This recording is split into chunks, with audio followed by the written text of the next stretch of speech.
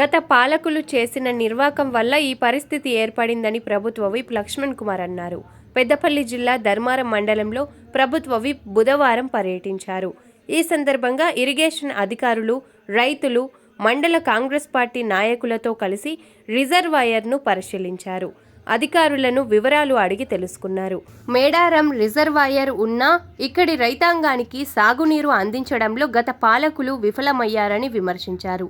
త్వరలోనే ధర్మపురి నియోజకవర్గంలో ఇరిగేషన్ మంత్రి ఉత్తమ్ కుమార్ రెడ్డి పర్యటించనున్నట్లు తెలిపారు. మంత్రి ఆధ్వర్యంలో రివ్యూను ఏర్పాటు చేసి సాగునీటి శాశ్వత పరిష్కారం చూపే విధంగా చర్యలు తీసుకుంటామన్నారు. ఈ కార్యక్రమంలో అధికారులు, పలు గ్రామాల రైతులు, మండల కాంగ్రెస్ పార్టీ నాయకులు, కార్యకర్తలు తదితరులు పాల్గొన్నారు.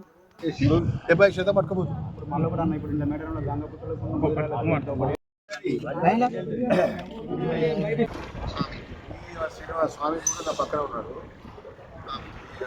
నాకు ఒకటే ఇప్పుడు మా రైతులంతా అడిగేది, మేడారం రైతులంతా అడిగేది అంటే మినిమం కెపాసిటీ ప్రకారం మా నీళ్ళు వచ్చి మిగతా ఎక్కువ ఉంటే మీరు లిస్ట్ పెట్టుకోండి, కానీ మినిమం ఉంచకుండా నీళ్ళు పట్టుకోవడం వల్ల మాకు మా మేడారం చెరువుపై ఆధారపడ్డ మా మేడారం గ్రామస్తులు కానీ ఇక్కడ ఈ ప్రాంత రైతాంగం అంతా కూడా నష్టపోతారు.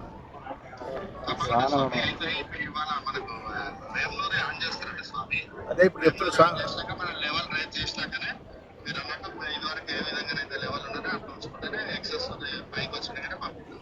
ఒకటి అదొకటి. మీరు పైన లిఫ్ట్లు కూడా ఏదైతే మా రైతాంగానికి నీళ్ళు సఫిషియెంట్గా మా వాళ్ళకి రీచ్ అయినా కానీ పైకి వదలండి. ఎందుకంటే నాకు నా వాళ్ళు నిండబెట్టి అక్కడ నీళ్ళు ఇస్తానంటే నేనైతే ఊరుకొని వస్తుంది గారు. నా రైతులకు నీళ్ళు ఇవ్వండి. మీరు మా వాళ్ళకి బతికని పైన రైతులను బతికేయండి అట్లా. ఎందుకంటే మాకు ఇప్పుడు మీ యాజ్ పర్ మా మినిమం అయితే మాకు డిపాజిట్ అయితే ఉండాలి కదా వాటర్.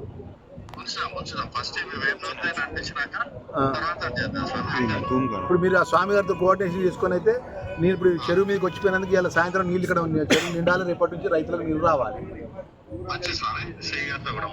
సి గారు ఆల్రెడీ నేను 3 times మాట్లాడి ఇవ్వాలి. పొద్దున కూడా సి గారు స్వామి గారు అడిగితే కూడా చెప్పినాడు, మేనేజర్ చెప్పిన పని చేయండి అని చెప్తేనే వచ్చింది ఇక్కడికి.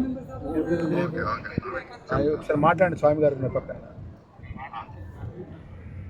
ధర్మపురి నియోజకవర్గానికి సంబంధించినటువంటి మేడారం చెరువు అంటే ఉమ్మడి ఆంధ్ర రాష్ట్రంలో మేడారము గ్రామం మేడారం చెరువు అంటే పేరువైనటువంటి చెరువు. ఇది కొన్ని లక్షలాది కుటుంబాలను కాపాడినటువంటి చెరువు, కన్నతల్లి లాంటి చెరువు. మరి ఈ చెరువును గత ప్రభుత్వంలో ఉన్నటువంటి ప్రజాప్రతినిధి రిజర్వాయర్ చేసి ఇక్కడ పంప్ హౌస్ ఏర్పాటు చేసి ఇక్కడ నుంచి పైకి నీళ్ళు పట్టకపోవడం. చొప్పదండి నుంచి కరీంనగర్ నుంచి సిద్దిపేట దొరగారికి, సిద్దిపేట దొర నుంచి గద్వాల దొరగారికి, శ్రీశైలం దొరగారికి గత ప్రభుత్వంలో ఉన్న వాళ్ళు. మనం ప్రజలతో ఓట్లేసి ప్రజలు గెలిపించినప్పుడు మనం ఏం చేయాలి? పైకి నీళ్ళు తీసుకోపోగా అద్దనద్దు, తీసుకోపో. కానీ మా ఇంటికాడ మా మేడారం గ్రామానికి సంబంధించినటువంటి ధర్మపురి నియోజకవర్గ రాయ కట్టుకున్నటువంటి రైతులను కాపాడుకుంటా మాకు దీని కెపాసిటీ ఎంత నీటి సామర్థ్యం ఉండాలి, ఈ కింది వాళ్ళకి ఎంత నీళ్ళు ఇస్తామని మన వాటా తెలుసుకోవద్దా? వీడు వచ్చి ఇదే పంప్ హౌస్ కోసం రోజు రాత్రి వచ్చి నైట్లో ఇక్కడ పండుకున్నటువంటి ఎవరు తెలియకుండా వచ్చి పత్తిపక్కల పోయి పండుకున్నాడు. ఇరిగేషన్ మినిస్టర్ వచ్చి ఇక్కడ నైట్లో రాత్రి పూట వండుకొని ఇక్కడ నీళ్లు మొత్తం అటు పట్టుకపోతా అంటే ఇక్కడ ఉన్నటువంటి గతంలో పనిచేసినటువంటి ప్రజాప్రతినిధిగా పనిచేసినటువంటి టీఆర్ఎస్ బీఆర్ఎస్ నాయకుడు అయితే ఒక మాట మాట్లాడలే.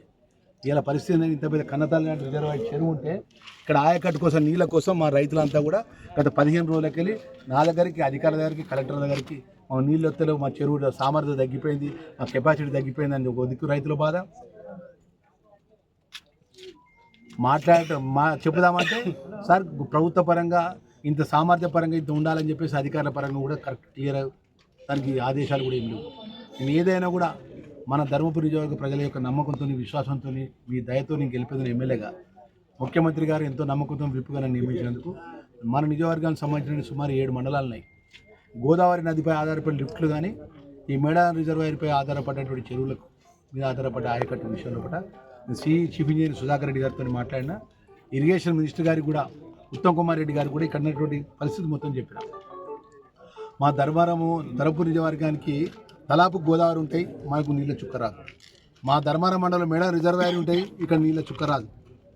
మేము కట్టినటువంటి చెరువు నింపుకుంటే ఆ చెరువు దయాదాక్షలతో నీళ్లు రావాలి. లేకపోతే మా నీళ్ళు లిఫ్ట్లు వేసుకొని పంపులు వేసుకొని పైకి పట్టుకుపోతారు. ఈ సినిమా మా రైతులంతా ఏం చూడాలి? ఆ నీళ్ళు పోతా అంటే కళ్ళెమ్మ నీళ్ళు తీసుకుంటే మా రైతులు చూడాలి. ఇది గత 10-15 సంవత్సరాల క్రితం రాజ్యమైనటువంటి పరిపాలన వాళ్ళ యొక్క నిర్వాహకం ఈరోజు ఈ స్థాయికి వచ్చింది. ఏదైనా కూడా ఇరిగేషన్ మినిస్టర్ గారితో మాట్లాడి, ఈఎన్సీ అనిల్ గారితో మాట్లాడి, అదే చీఫ్ ఇంజనీర్ గారితో మాట్లాడితే సంతోషకరమైన విషయం ఏంటంటే ధర్మపురి గోదావరి మీద ఆధారపడ్డ రైతాంగానికి 1 TMC నీళ్ళు వదలడం జరిగింది. ఈరోజు మేడారం రిజర్వాయర్ ఆయకట్టుపై ఆధారపడ్డ చెరువు మీద నిలబడ్డం. ఇప్పుడు ఈ స్వామి గారు వీరు మా లోకల్ తహసీల్దార్ గారు కూడా వచ్చారు. వీరందరూ కూడా వారి యొక్క సిఈ గారి ఆదేశాల అనుసారం ఇలా మధ్యాహ్నం ఈ చెరువు నింపడం జరుగుతుంది. ఈ చెరువుకు నీళ్ళు వచ్చే వేములూరు నుంచి నీళ్ళు వచ్చడానికి వచ్చే పంపాల ద్వారా నీళ్ళు వస్తాయి. ఇక్కడ వాల్స్ పరంగా ఉంటే ఎవరు కూడా చెరువు నింపే విషయంలో పూట ఆ వాల్స్ కాడ ఇబ్బంది పెట్టకుండా రైతులు సహకరించాలని మరి భవిష్యత్తులో ఏ విధంగా దీన్ని శాస్త్ర పరిష్కారం చేయాలి.